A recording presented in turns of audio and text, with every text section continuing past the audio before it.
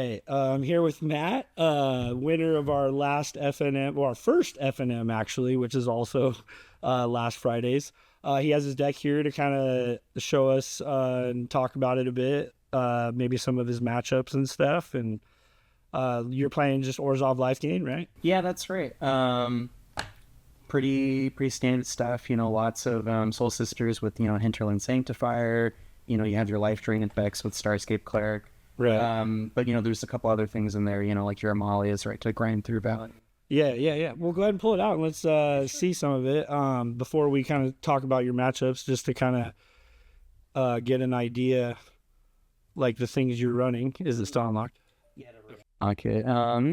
Yeah. Which ones? Just kind of some of the main things in the deck. I mean, it's life gain. There's definitely Yeah. Here, I guess I'll go through. It's not pre-sorted anymore. Yeah, that's fine. I gotta go through and kind of point out some cards here. And yeah, so we got Case of the Uneaten Feast right here. Great card. Funny story about this. Like, I've been looking for this card forever, and turns out it was in my store. I so badly was like, no, these are mine. I don't want to get rid of them. But I'm glad you were able to get them, and especially after placing. Oh, for sure. And it actually came up yesterday. I was playing a game where I had this online, right? It was already the case was already solved. Had my wall of Soul Sisters out, and Mozio in there too. They all got wiped, and it was like, okay, sure. It's like bring them back, just to bring them back, and it was almost it was pretty awesome because it was almost like redoubling basically all those kind of triggers. Like, right, getting all that life gain again. It was like, thank you. It's like, sure. It's like I didn't have anything else in hand. Let me just redo all that. Yeah, it's definitely good against board sweepers. So yeah, that's a great card in there. We just got some lands. Shattered Sanctum was reprinted with Strixhaven, so that was a nice land. Right. Here we have one of the new cards from Strixhaven, Mocio's Bane's Nadine. I'd slept on this for way too long. Right. But no, this card is absolutely nuts though. The more you play with it in like an appropriate kind of shell. Yeah, I was reading your primer and looking at it. That card definitely wasn't really on my radar yet, but I see with all the life gain and all the low creatures and stuff, and the flying's relevant. Definitely, isn't that a little bit of extra damage in there? Yeah, playable. Yeah, definitely a great card in there. You got what's this one? Secluded Courtyard, I think, for reality. Hinterland Sanctifier, obviously, a staple in this kind of a deck, right? Yeah, not too many. It's weird. There's a bunch of not a lot in Standard right now for 1 mana Soul Sisters. You have this one. You have the that 1 mana elf, the green one, right? But then past that, it's like a bunch of weird ones, right? It's Aunt May, but it's good, but it's a legendary, and so it's kind of weird to run. You have Halia. You have that in your deck first? Oh, one. I thought I seen. Yeah, it's a one of just to like get those little bit of like what's the word for it, right? Just so you kind of meet those break points, right? So that you make sure you have enough Soul Sisters out there, with it also being creature. That's why I like having green in my life gain deck, because it gives me the death touch one. But my life gain deck didn't take first, so no, we won't talk about that. No, it's not a bad choice though. You don't ever want to have to block with your Soul Sisters, right? But there does come a time where it's like you're, especially with say this package, right, with so much Reanimator in there, that like I'm fine with losing a Hinterland once in a while to save some damage and then just bring it back later. Right. So yeah, definitely a great card. Yeah. Some more Concealed Courtyards in there. Oh, a road. So one of the breakout cards. Yeah, I read your primer check on that. I never even thought about just like using it on your own creature too, if you don't have a target to it. But that definitely seems like some worthwhile tech to be able to use it that way. Oh, for sure. Yeah. I don't know how often it makes sense to. I mean, right. But usually you want to use it. Yeah, if they have a scary enough thing, usually you want to go for that. But also, I mean, it doesn't hurt either, though. In a weird way, it's like, not quite, but it's almost like a roundabout Amalia, right? Amalia is drawing you the cards, right? And so making sure you don't miss the land drop, right? But if you have the Amalia out, but you don't really have the other pieces out, and she's just kind of sitting there, right? And you need some way to kind of catch up, right? It doesn't hurt if they're going to get rid of it to just ramp yourself out of the way and need the ramp or whatever. Because it's a pretty lean deck. It's fairly low to the ground, but there is some more expensive kind of pieces in there, and you really want to double spell as much as you can, right? It's not enough just being on curve. You want to make sure that you can maybe play a Halia down on turn 3, for its warp cost, right, and then following it up with a couple other cards, right? Like, so you're drawing the card. Exactly, right. Yeah, I mean, like if you don't have say turn 1 you're playing Hinterland Sanctifier, right? Turn 2 you're doing some other thing, right? Turn 3, if you only have the one Soul Sister out, right, but you have another one in hand, right, with Halia, maybe you play out another Hinterland, play out a Case of the Ancient Feast, then you slam down your Halia, gain your 3 life. Now you've triggered, Halia now, right? Right. And so it's not enough to I don't know if you'd always want to play like Mocio on 3 and as your only thing. Like maybe if you've already set up some stuff ahead of time, right? But it's usually like a card. It's almost like not quite like a 4-mana card, but it's a card that you play later, right? Gotcha. Okay. Good to know. Mm-hmm. But yeah, Erode is just too good right now. I mean, it's probably definitely has a lot of play about. It's probably the best removal that White has in the format right now. I mean, like Seam Rip is really good. There's a couple Seam Rips in the side, to help deal with any of those kind of cheaper things. But this being an instant, dealing with Planeswalkers isn't quite relevant at the moment. But you never know what we're gonna get later. One thing I want to notice, I don't know if we pointed it out, but you took first in our first event on Friday, and then you also took first at another event with this deck. That's right. Last night. So yeah, it's definitely, the deck's proven. How many rounds was last night actually? Last night was 3 rounds. It was like 2 rounds. And ours was 4, but through 7 rounds, are you undefeated right now with it? Well, there was a couple. There was a couple, and there were 2 ones even last night, or almost in the first round, almost lost it, and it was down to the wire on that. But yeah, so far undefeated, but we'll see how long. Yeah, we'll see.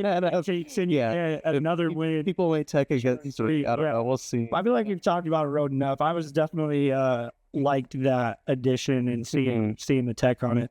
Yeah. But one thing I wanted to get to, especially showing Starting Town coming up, is the Lunar Convocation in the deck. That's definitely a big card, right? Oh yeah. It's definitely a weird card.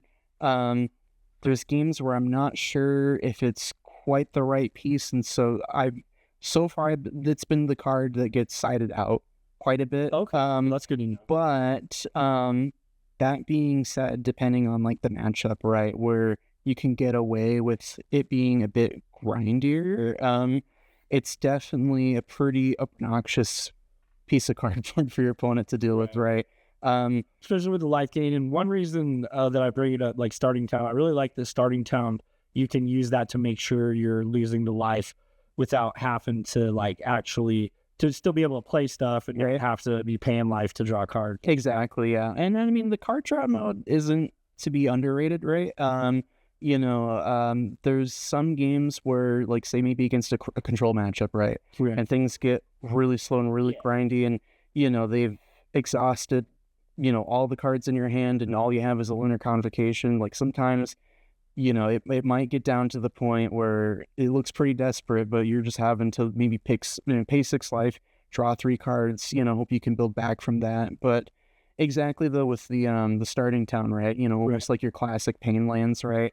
Right. I remember us having a conversation a long time ago about how you don't really like Starting Town. I love Starting Town, especially because I played mine with Essence Chandler. Oh, sure. Because it just gives it flying and vigilance for the turn, Exactly. I love paying life with Starting Town. Not every deck, obviously. No. Yeah, I think it's a great card. If we ever get, those OG pain lands back, like your Caves of Koilos.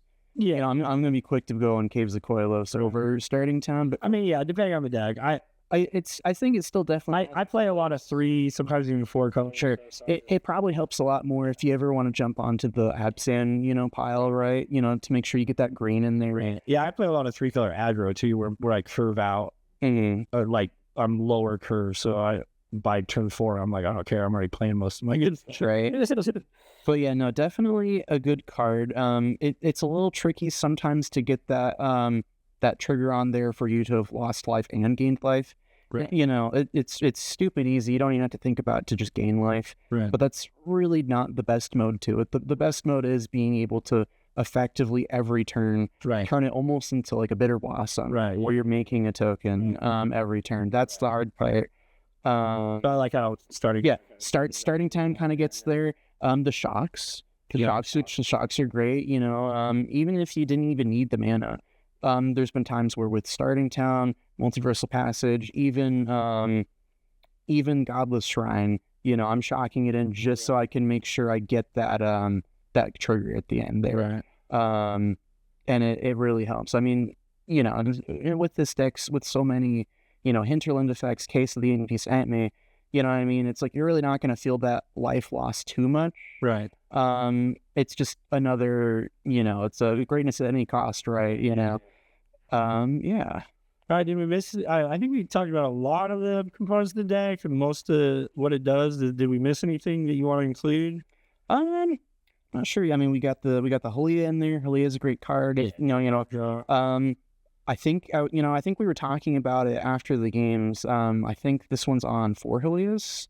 Right. And I think 4 Amalias. Yeah, I ended up going back up to 4 Halias in my Lifegain tech too, just because it's just so necessary for the draw. Yeah. Being able to work it for one, getting on the extra triggers off of it. Like I normally, like I tell you all the time, I usually run like 2 or 3 legendaries max, just because it feels bad when it's a dead. Yeah, when it's a dead card, it's terrible. But if it's a draw piece and so central, it makes sense in there. And with Halia, you know, especially, you know, like say if you can run away with game 1, you know what I mean? It's like they're going to know to respect Halia most of the time, and they're going to gun for it as much as they can, right? And you really need to plan around that, right? And so... Yeah, because if they take out your drawings, then it's over. And you run out of gas, then you're screwed. Exactly. And so even though it seems kind of weird, you know, I ran into similar issues before with other decks where it was white-based decks on Halia, and it's like, I don't know if it makes sense to be on 4. It feels really clunky sometimes. Right. But I think at least in this package, right, I think you really need the 4 because, like, you know. Yeah, I was going back and forth with mine too, but I ended up settling on 4. And like I said, I rarely want to go that many legendaries, you know, the same one. But and then same thing with like Amalia, right? Being a 4 of on there. You're 4 of them. That's 4 of Amalia. I'd have to double check. I'm pretty sure it's a 4 of Amalia. Same thing where it just the raw power. Let's see, I see 3 in there. I'll look at the other pile. I think I'll have 2 in my deck too. I was looking for one more myself. Yep, there's the 4th one right there. Is that just in your sideboard? No, that was in the main. I just didn't grab all. The main deck. Yeah, but Amalia is just such a raw, like just draw engine, right? You know what I mean? It's sure, Explore isn't the exact same thing, right? But I mean, it still helps. It still helps though, and I love all like Scry, Surveil, Explore, like anything that helps consistency, dig a little bit, get you to where you need to go instead of just getting flooded or screwed on land and stuff. Oh, and in some ways, I almost rather Amalia Explores than just straight draw, ignoring the extra clause where she board wipes, right? Just with all of the extra little reanimator in here, right? There's times where I'm digging, right, with Explore and Amalia, right? And it's like, oh, cool. It's like, I have this really cool thing out, and I have a Mozu in play. I'm gaining a bunch of life. Sure, we'll bin it, because I'm just going to get it back at the end of the turn anyway. Gotcha. It's almost kind of a 2-part kind of thing to it, right? Because, since when you Explore, you reveal the top card of your library, right? If it's a land. So you just dump it and then take it back with you. Exactly. With your flying reanimating. No, that's cool. I didn't even think of that. Mm-hmm. How have you ever actually done the destroy all? Got any of these games? At least once. I got it one time for sure at the final round of the tournament we hosted last week, right? Okay, cool. Where it was game 2, round 4. I had this monster of a board out, right? Just like a million little Soul Sisters, right? Anytime a creature would come out on my side, I'd gain 5 life, Explore 5 times. Yeah. So it was a really nuts. If I ran out of creatures on board, because Mozu makes you the pest, whenever the pest lings gain a life, and it's like, okay, let's try to dig a little bit more.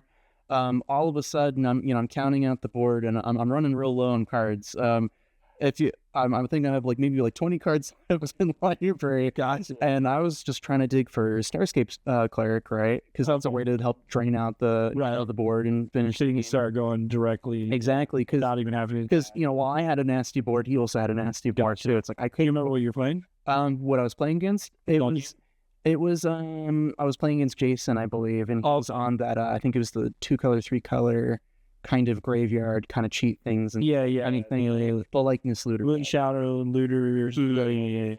Yeah. So on turn 2 of that game, turn 3, he had already gotten a likeness looter Bristlebane brawler or something like that. The Kithkin.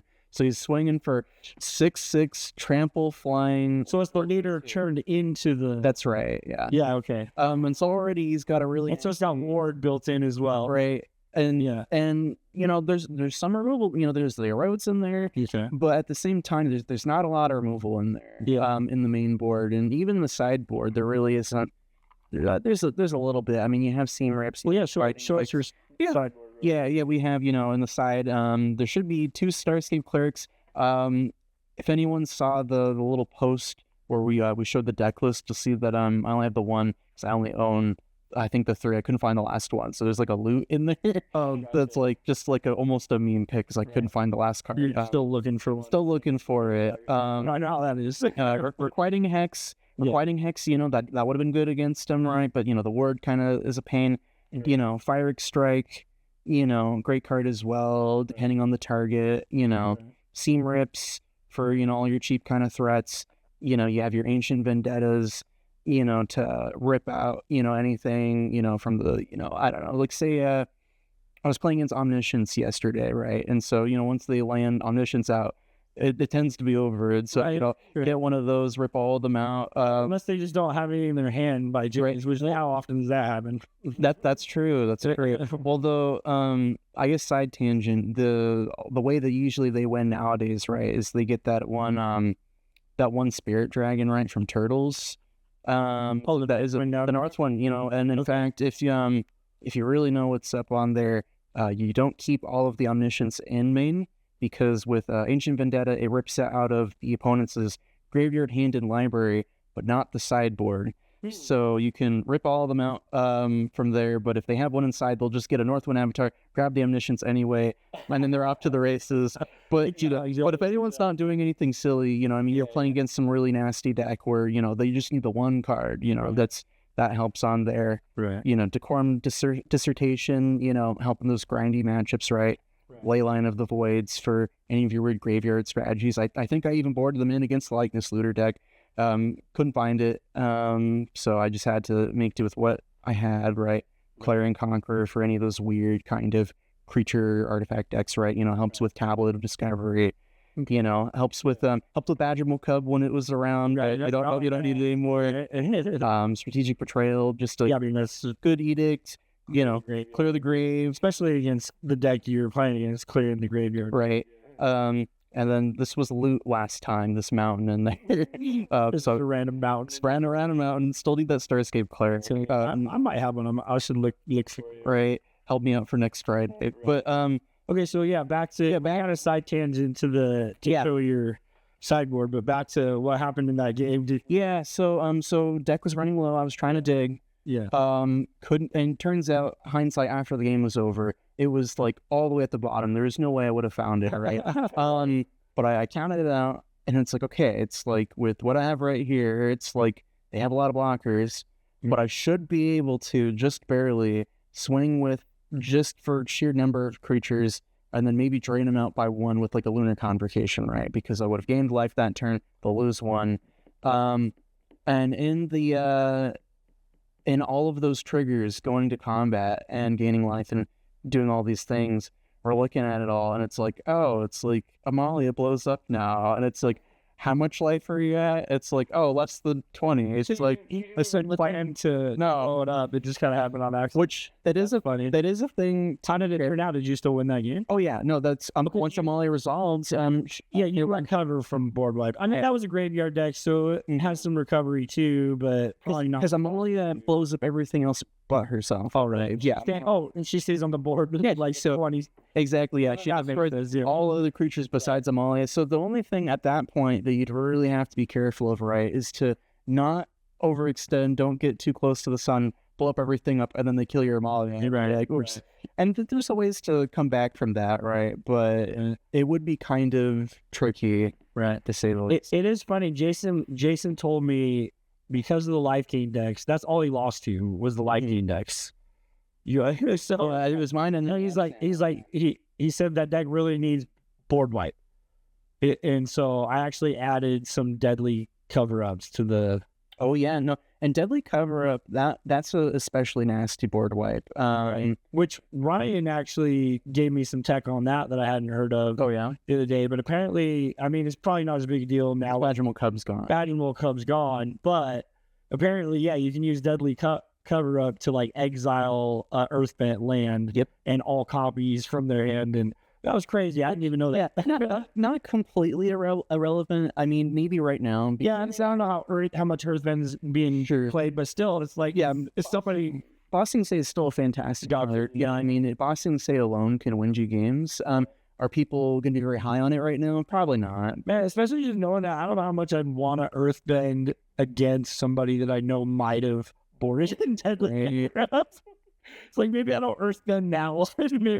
maybe only Earthbend the non-basics, or something. But yeah, okay. So yeah, I feel like we covered your deck pretty well. Any of the matchups specifically, like some of the later rounds in either our event or the one you played last night that you kind of want to talk about, like how they went? I mean, especially our first and second. You went against Tristan, right? That's right. Yeah, that was round 3, I believe. And you went against round 3. In round 3. Who'd you play in round 4 for? Round 4 for winner takes all. That was against Jason. That was against Jason. Yeah. Wow, I didn't know that. Jason went. Yeah, he was undefeated up to that point. And he dropped all the way to 6th after losing to you. That's because he had the first round bye. Man, tiebreakers are terrible. Yeah. That's terrible tiebreakers. Well, because I think if he was playing against that Abzan deck as well, the Abzan Lifegain, that was my first round opponent. Okay.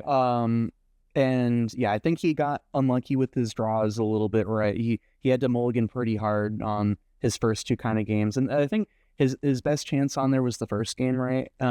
He had some nasty. I mean, he had a Hinterland. He had SS Channeler. He had an SS Channeler getting real big. Gotcha. I didn't really address it early on. The Lifegain when you're exactly. And so yeah, he snowballed pretty quickly. I think I dealt with his Halia because I didn't want him to draw any cards, right? And so the consequence is like, all right, it's like, well, time to take 1 million damage now with that, right? Well, that deck can come out really fast. It is more aggro. Yep. It's Lifegain aggro. Yep. But yeah, I think there was just enough Lifegain, and I was able to get lucky enough to draw the right things, right? That it kind of didn't matter anymore. For the mirror, like you were aiming for the mirror, your life up just enough to get back in the game and take it over. That's right. Yeah, I could just gain just enough, right, and just build up enough blockers. And at that point, it's like once you get a Lunar Convocation out and you're starting that kind of engine where you're paying life, losing some life, it doesn't really matter anymore. Like they're not gonna punch through anymore. Right. Yeah. Well, because you're just gaining so much life and then getting so much value out of everything you're doing at that point. Yeah. But yeah, so that was round 1, and so that's kind of where that happened with Jason in round 4, right? But yeah, round 3 though, was against Tristan, who got second. Yeah. And yeah, I think there's a good chance that I think if he'd won that round, he probably would have taken the whole thing. Right. So, yeah. Now, and from what I think I heard from him, and remember I think he said he didn't draw the best. Maybe no, he got really. I would have to ask him again, because it was pretty nuts. I mean, it was so the first round, right? First round he took it pretty easily. Kind of drug on a little bit, like 20 minutes, right? Yeah. I think we had like 35 minutes for me to win 2 rounds, so it's not looking great. Especially Lifegain. It's not Lifegain aggro. You're more like Lifegain stall. Stall, like it's just like slow down. Yeah, grindy. And so yeah, I was able to take through round 2, but it was game 2 rather, but it was very grindy. I mean, it was nonstop board wipes with the deadly cover-ups, right? He was stealing stuff out of my, deck. It was rough. But it was just through the sheer amount of just value, right? Of Usually when we get it. that was Game 3? that was game 2. Oh, okay. And so after that, we had like 5 minutes left in the round, before it goes to turns, right? And so I think we both kept our hands that we got. He had a really good hand too. I mean, I think what I mostly remembered from it is like he had a Together as one, and he had 2 Jeskai Revelations, which if you haven't played against Jeskai Revelation, Jeskai Revelations wins games. It's a nasty card. It does cost 7 mana. Yeah. But I mean, you get your tablet. What is that so much? It does so much. And if you get your tablets out, then it's game over, right? Oh, right. And like, yeah, with those tablets, the double your mana toward. And he was running 4. So then you only have to have 4 mana out to play it with that out. So it doesn't feel like such an expensive card anymore. That's right. But I got lucky with my opening hand as well. I think I had a Voice of Victory, which is just a great aggressive kind of card. Also kind of boarded those in, I take. Voice of Victory is in main. Oh, yeah. Yeah. Let me actually see if I can find a voice real quick. But yeah, I had a Voice of Victory in main. One just because you pair it up with Halia. You play Voice turn 2, Halia turn 3, gain some life, draw a card off of that, right? And you got the mobilize triggers also in all your life gains. So yeah, that makes So it makes sense to just keep it in main. If you're in a matchup that's really weird, like I was actually playing against an aggro matchup yesterday, that as much as I really like Voice of Victory and as much as I really like the mobilize triggers, I mean, he just had such he had a bunch of cheap, really powerful creatures that it's like if I ever swing Voice of Victory, I'm going to lose it. And at that point, it's like it's not doing me anything. And so there was some matchups where you just had to board it out, right? But for that one, it worked out just fine because, it's not like he's running any creatures really besides what you get with, with Jeskai Rev. Right. So, you had, there was a Voice of Victory in there. There was some other, life gaining kind of things in there. I can't remember exactly, but basically it was a pretty low to the ground, just quickly hit you, kind of hand. And it had one of the 2 Ancient Vendettas inside, right? And so on turn 4, was able to, rip apart, one of, or 4 of, up to 4 of whatever I wanted, basically, right? If I can name the right thing. I think I had what's that one bat? I think I have it in here. It's like the bootleg Thoughtseize bat. What I'm talking about. It's Deep Cavern Bat. Yeah, it's like we had a Deep Cavern Bat, I think, and was able to look at his hand and see kind of what I was up against, right? For the with the Deek in the hand against control is so good. Yeah, then what you can either bait with or run out until they have a chance to draw more, at least. But right. And so I remembered having a Deep Cavern Bat out. I saw that he had the 2 Jeskai Revs, and I think it was a Together as one, which is another nasty, just new card for, your multicolored control decks, right? And I think, what had happened was my best shot of winning right there, we're about to go to turns, I swung at him, he had him at lethal. It's like if he doesn't respond to the creatures on board, he loses right there. Play Ancient Vendetta, name, I think it was Together as one, because even, sure he has 2 Jeskai Revs in hand, but doesn't matter what draw you have, next turn, you won't cast it. So that's not the immediate threat right there. It's like, it's easy to get tunnel vision, right? Especially if you get stomped by a card a bunch of times, right? But it's like recognizing it's like, this isn't the worry anymore. Right, yeah. Like a different worry. It's like the current worry. Worrying about the worry now, not what beats you most game, last game or whatever. Exactly. And so ripped out the Togethers as ones. Nice. And it was pretty tragic because, I don't know what he drew up to that point. Yeah. But it sure wasn't cheaper. He must have drew his one cheap kill spell earlier because I don't remember. I think he killed one of my things, right? Yeah. With draw for turn, play a land, right? He's got 6 mana up. He already drew a card, so that's 1 card seen out of his deck, right? Plays a stock up, right? Look at 5 more cards. Right. Nothing. It's like just lands. You know what I mean?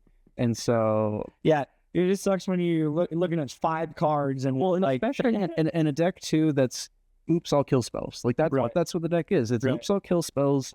You know, And you can't get to one. yeah, fight your way until you get Together as One, because Together as One is basically a kill spell and a card draw spell and a healing spell, right? You know, same thing with Jeskai Rev. It's like the whole deck is just stall until you can do that, right? And then it does feel bad when it can't do that. Right. I mean, but it's happy. It was like, That's magic sometimes. dude, I love playing like scribe mechanics, stock up things to just dig for consistency, and like I'll make decks that have so much of that and still just can't get to what you're trying to get to sometimes.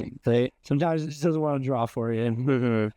But yeah, okay, so that was your round against first or second. Yeah, that was round against second. Yeah, that's right. That was in round 3. And then so your final round you played against Jason. That's right. And told me a bit about how that went. I don't know if we covered how the whole, like how it ended and how you took the win. So for that final, I was able to sweep him, right? I got 2-0 against him. Right. Okay. And yeah, the first game, I think first game was not great for him. He just didn't get what he was trying to get going, right? He was just super unlucky. It's like could barely see kind of the deck that he was doing. Yeah, he did tell me he kept a couple risky hands. He had some bad draws and kept a couple risky hands through the night. Like kept a 1 land hand at one point and just couldn't get that. I don't know if that was against you. I'm not sure. But it's like just don't keep a 1 land hand. Like you gotta be ready to mull. I mull so much. Like I don't like that. I'll mull. Yeah, but game, I'll go down to 5 and see what I can do if I have to. Game 2 was his best showing though, and that's the one that like I really had to work for it on that one, right? So he put up a fight. He put up a fight too. The first game he had the looter turned into the battler flying at you, but you were able to handle that. Yeah, that was for game 2. Yeah. Oh, that was game 2. I don't remember what I remember. Game 1, he was trying to get some value with like Overlord of the Bailmerk, right? Yeah. Find some cool things. I think I had strategic portrayed him because I think I have one of those in main.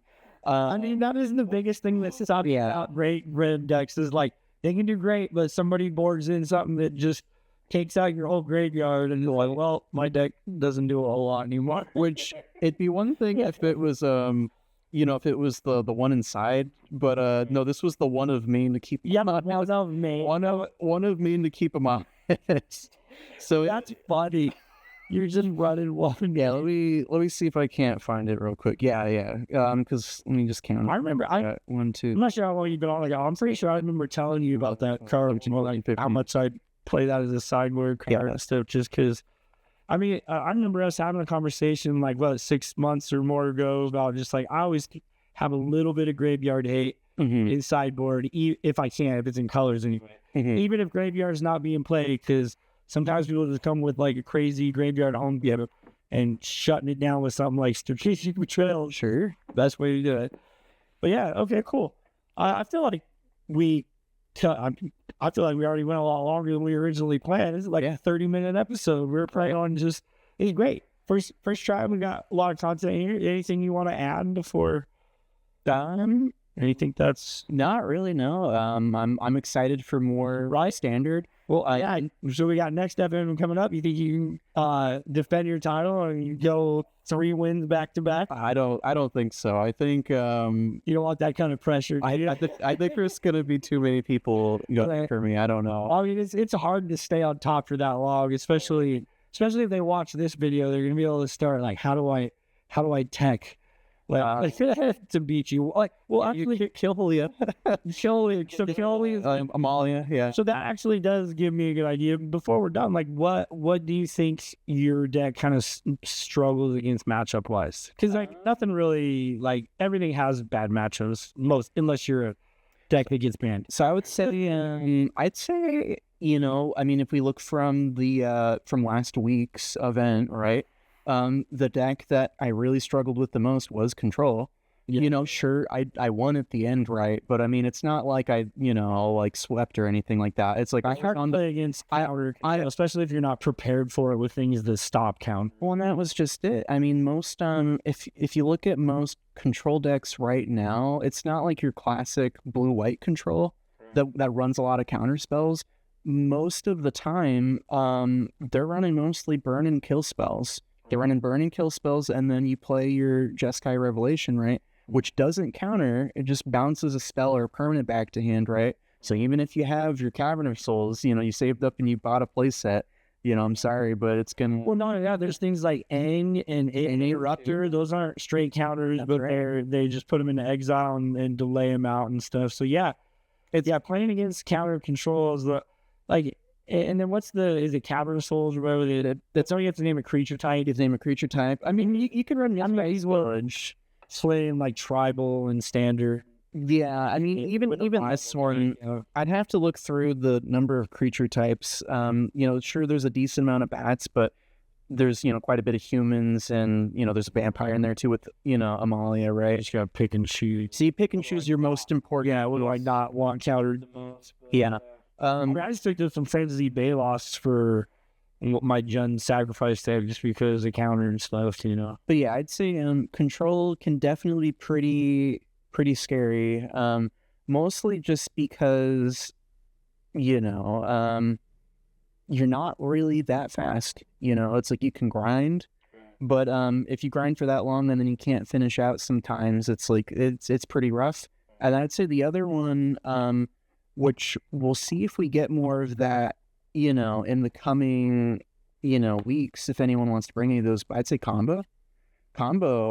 There's quite a bit of combo decks, right? Combo off until you one turn. I have some decks I'm working on to do that. Yeah, I can think of at least probably 3 to 4 different combo decks right now in Standard, right? It's like you have your various different flavors of Conic Omniscience, right? You have your Superior Spider-Man combo. I haven't seen that in a while. Where Superior Spider-Man bringing back Bringer. So yeah, I remember running into that online a lot. I haven't seen it as much, but I mean, it's still legal. It's still out there. What I mean? Oh yeah, with the new bans, I feel like the landscape's wide open, and a lot of things are like what's going to reemerge and take over. Some decks that maybe weren't doing as well, might have a chance coming back now that they're not running into the same, was it 3 Izzet decks or the couple different something like that, green decks dominating. And with speaking of Izzet, there's Izzet combo as well. You can play Izzet's still going to be playable. It's just not going to. But all I'm saying is that there's combo in basically every colors. I mean, like someone could come on in next week with Bloodthirsty Conqueror, right? You know what I mean? And just do an infinite. It just sounds. There's definitely a lot of stuff like that. Which, speaking of which, I did think about that as a way to maybe deal with some of the weirder kind of matchups. I've thought of putting in the side a Bloodthirsty Conqueror in there, right? Because it's like the longer guy. Sure. Well, especially since with Amalia, since you can bin it into your graveyard with Explorer, if you can find your Starscape Clerics. You can reanimate your Bloodthirsty Conqueror with Mozio and potentially infinite life gain, life loss your opponent at end step. I don't know if I'd ever want to hard cast. Right, yeah, I feel like it's too expensive. I'm not running that shit in my stuff because it's too expensive, but it's like I feel like one of them sideboard's worthwhile if you show if it's going to go or grind your games that are just going to last, so you're not going to be able to get it quick. But yeah, I'd say combo and control is really the big things I'm worried about. Is anybody playing Mill right now? I mean, I've definitely seen it online a bit, but that'd be kind of cool. I'd respect a Mill deck to show out. There's been crazy Mill decks online. I don't know if it's in the format at all, but like some of the Mill decks, they get you pretty quick, especially with that Riverture and Monument. And Exhaust and. Yeah, and there's the sneak spell with the Kitsune technique. Yeah, I hate playing against Mill. I don't want to have to sideboard against Mill too. So hopefully, I don't know if there's anything Mill in Standard range. Yeah, maybe something. I don't know if it would win an event, but you could probably steal a couple games with it. Right? Yeah, you can still steal some games from some people, right? Yeah, for sure. All right. Well, yeah, I think that was a good first episode for after our first met and your first winner. So, and you defended at the other store too. So coming back to try and defend this Friday, but we'll see. So we'll see. Tristan, his deck's really good too. It's hard to beat. So he could potentially take the top spot. Yeah, but we'll see. for sure. All right. Well, thanks for doing this. Thanks for having me here. Yeah, it's fun. Awesome.